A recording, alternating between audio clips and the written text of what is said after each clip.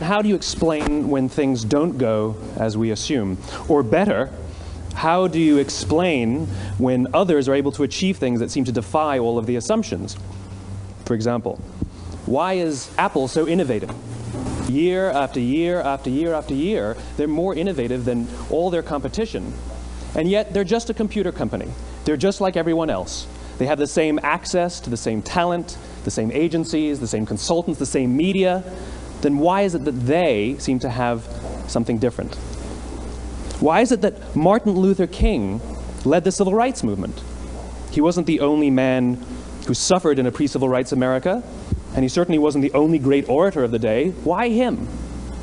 And why is it that the Wright brothers were able to figure out controlled powered manned flight when there were certainly other teams who were better qualified, better funded, and they didn't achieve powered manned flight, and the Wright brothers beat them to it? There's something else at play here. About 3.5 years ago, I made a discovery, and this discovery profoundly changed my view on how I thought the world worked, and it even profoundly changed the way in which I operate in it. As it turns out, there's a pattern. As it turns out, all the great and inspiring leaders and organizations in the world, whether it's Apple or Martin Luther King or the Wright brothers, they all think, act, and communicate the exact same way, and it's the complete opposite to everyone else. All I did was codify it. And it's probably the world's simplest idea. I call it the golden circle.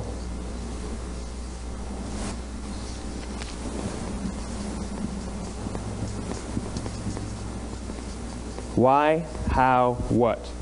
This little idea explains why some organizations and some leaders are able to inspire where others aren't. Let me define the terms really quickly. Every single person, every single organization on the planet knows what they do, 100%. Some know how they do it, whether you call it your differentiating value proposition or your proprietary process or your USP. But very, very few people or organizations know why they do what they do. And by why, I don't mean to make a profit. That's a result. It's always a result. By why, I mean what's your purpose? What's your cause? What's your belief? Why does your organization exist? Why do you get out of bed in the morning? And why should anyone care? Well, as a result, the way we think, the way we act, the way we communicate is from the outside in. It's obvious. We go from the clearest thing to the fuzziest thing. But the inspired leaders and the inspired organizations, regardless of their size, regardless of their industry, all think, act, and communicate from the inside out.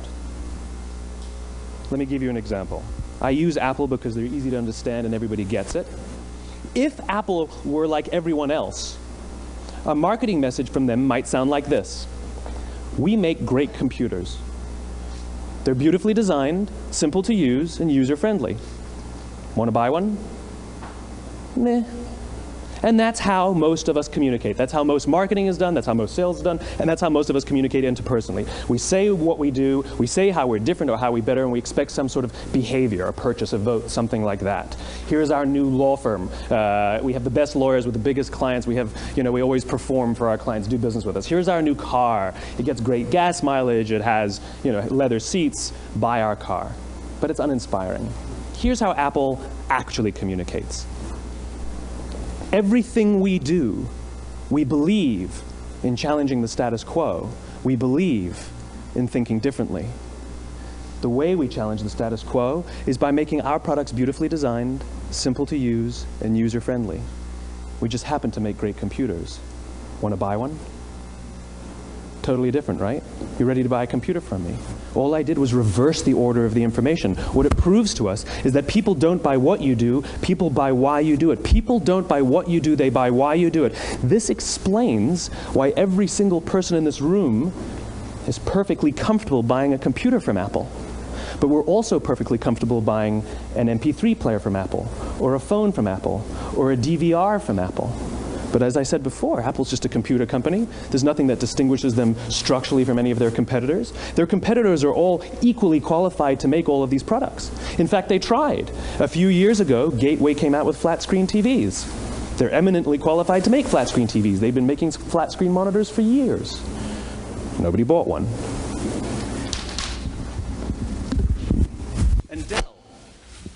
Dell came out with MP3 players and PDAs. And they make great quality products, and they can make perfectly well-designed products, and nobody bought one. In fact, talking about it now, we can't even imagine buying an MP3 player from Dell. Why would you buy an MP3 player from a computer company? But we do it every day. People don't buy what you do, they buy why you do it. The goal is not to do business with everybody who needs what you have. The goal is to do business with people who believe what you believe. Here's the best part. None of what I'm telling you is my opinion. It's all grounded in the tenets of biology, not psychology, biology. If you look at a cross-section of the human brain, looking from the top down, what you see is the human brain is actually broken into 3 major components that correlate perfectly with the golden circle. Our newest brain, our Homo sapien brain, our neocortex, corresponds with the what level. The neocortex is responsible for all of our rational and analytical thought and language. The middle 2 sections make up our limbic brains, and our limbic brains are responsible for all of our feelings, like trust and loyalty. It's also responsible for all human behavior, all decision-making, and it has no capacity for language. In other words, when we communicate from the outside in, yes, people can understand vast amounts of complicated information like features and benefits and facts and figures. It just doesn't drive behavior. When we communicate from the inside out, we're talking directly to the part of the brain that controls behavior, and then we allow people to rationalize it with the tangible things we say and do. This is where gut decisions come from. You know, sometimes you can give somebody all the facts and your figures, and they say, I know what all the facts and details say, but it just doesn't feel right. Why would we use that verb? It doesn't feel right. Because the part of the brain that controls decision-making doesn't control language. And the best we can muster up is, I don't know, it just doesn't feel right. Or sometimes you say you're leading with your heart or you're leading with your soul. Well, I hate to break it to you, those aren't other body parts controlling your behavior. It's all happening here in your limbic brain, the part of the brain that controls decision-making and not language. But if you don't know why you do what you do, and people respond to why you do what you do, then how will you ever get people to vote for you or buy something from you, or more importantly, be loyal and want to be a part of what it is that you do? Again, the goal is not just to sell people who need what you have. The goal is to sell to people who believe what you believe. The goal is not just to hire people who need a job. It's to hire people who believe what you believe. I always say that, you know, there's, if you hire people just because they can do a job, they'll work for your money. But if you hire people who believe what you believe, they work for you with blood and sweat and tears. And nowhere else is there a better example of this than with the Wright brothers. Most people don't know about Samuel Pierpont Langley. And back in the early 20th century, the pursuit of powered man flight was like the dot-com of the day. Everybody was trying it. And Samuel Pierpont Langley had what we assume to be the recipe for success. I mean, even now you ask people, why did your product or why did your company fail? And people always give you the same permutation of the same 3 things. Undercapitalized, the wrong people, bad market conditions. It's always the same 3 things. So let's explore that. Samuel Pierpont Langley was given $50,000 by the War Department to figure out this flying machine. Money was no problem. He held a seat at Harvard and worked at the Smithsonian and was extremely well connected. He knew all the big minds of the day. He hired the best minds money could find, and the market conditions were fantastic. The New York Times followed him around everywhere, and everyone was rooting for Langley. And how come we've never heard of Samuel Pierpont Langley? A few hundred miles away in Dayton, Ohio, Orville and Wilbur Wright. They had none of what we consider to be the recipe for success. They had no money. They paid for their dream with the proceeds from their bicycle shop. Not a single person on the Wright brothers' team had a college education, not even Orville or Wilbur. And the New York Times followed them around nowhere. The difference was Orville and Wilbur were driven by a cause, by a purpose, by a belief. They believed that if they could figure out this flying machine, it'll change the course of the world. Samuel Pierpont Langley was different. He wanted to be rich, and he wanted to be famous. He was in pursuit of the result. He was in pursuit of the riches. And lo and behold, look what happened. The people who believed in the Wright brothers' dream worked with them with blood and sweat and tears. The others just worked for the paycheck. And they tell stories of how every time the Wright brothers went out, they would have to take 5 sets of parts because that's how many times they would crash before they came in for supper. And eventually, on December 17th, 1903, the Wright brothers took flight. And no one was there to even experience it. We found out about it a few days later.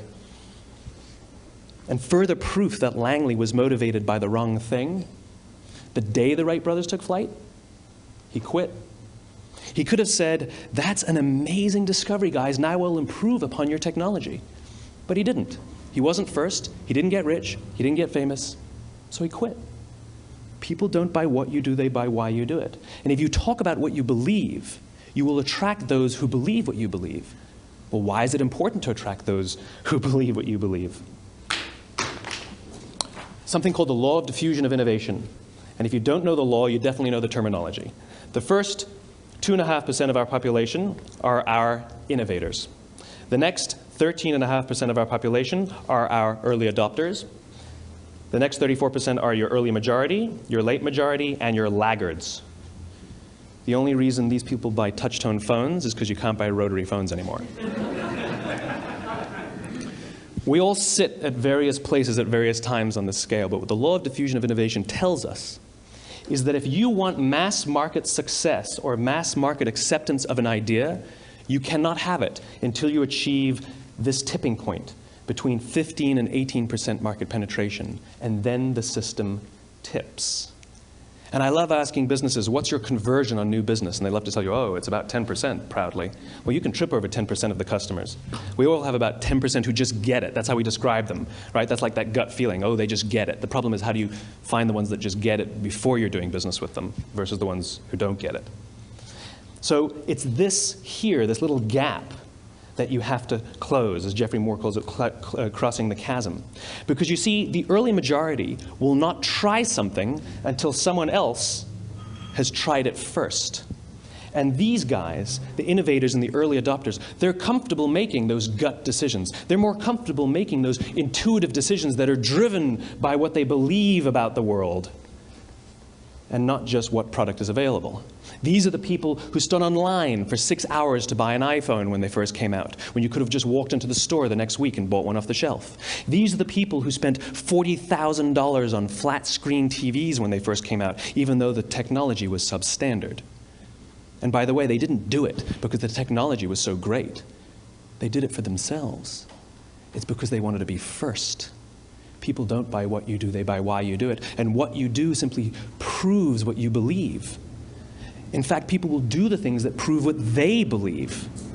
The reason that person bought the iPhone in the first 6 hours, or stood in line for 6 hours, was because of what they believed about the world and how they wanted everybody to see them.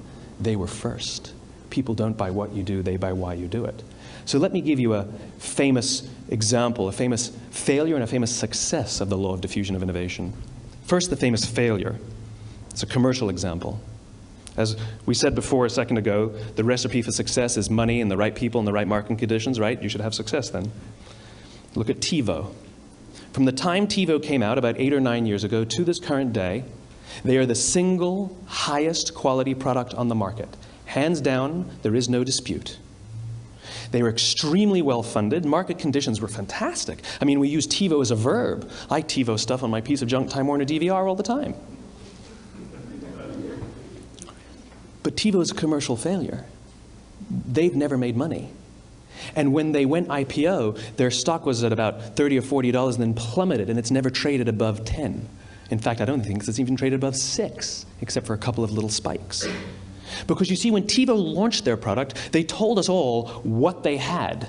They said, we have a product that pauses live TV, skips commercials, rewinds live TV, and memorizes your viewing habits without you even asking. And the cynical majority said, we don't believe you, we don't need it, we don't like it, you're scaring us.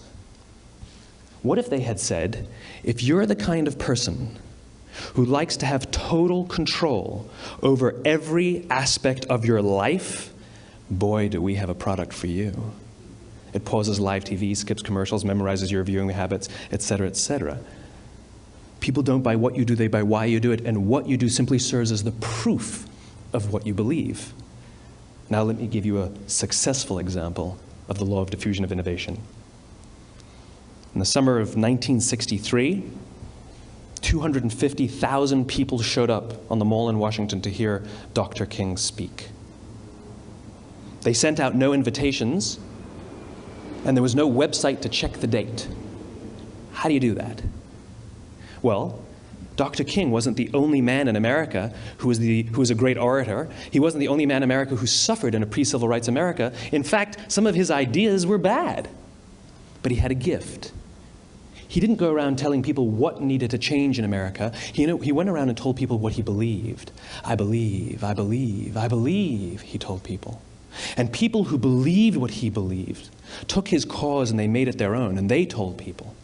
And some of those people created structures to get the word out to even more people. And lo and behold, 250,000 people showed up on the right day, on the right time to hear him speak. How many of them showed up for him? 0. They showed up for themselves. It's what they believed about America that got them to travel on a bus for 8 hours to stand in the sun in Washington in the middle of August. It's what they believed, and it wasn't about black versus white. 25% of the audience was white. Dr. King believed that there are 2 types of laws in this world, those that are made by a higher authority and those that are made by man. And not until all the laws that are made by man are consistent with the laws that are made by the higher authority will we live in a just world. It just so happens that the civil rights movement was the perfect thing to help him bring his cause to life. We followed him not for him, but for ourselves. And by the way, he gave the I have a dream speech, not the I have a plan speech. Listen to politicians now with their comprehensive 12-point plans. They're not inspiring anybody. Because there are leaders and there are those who lead. Leaders hold a position of power or authority, but those who lead inspire us. Whether they're individuals or organizations, we follow those who lead, not because we have to, but because we want to. We follow those who lead, not for them, but for ourselves.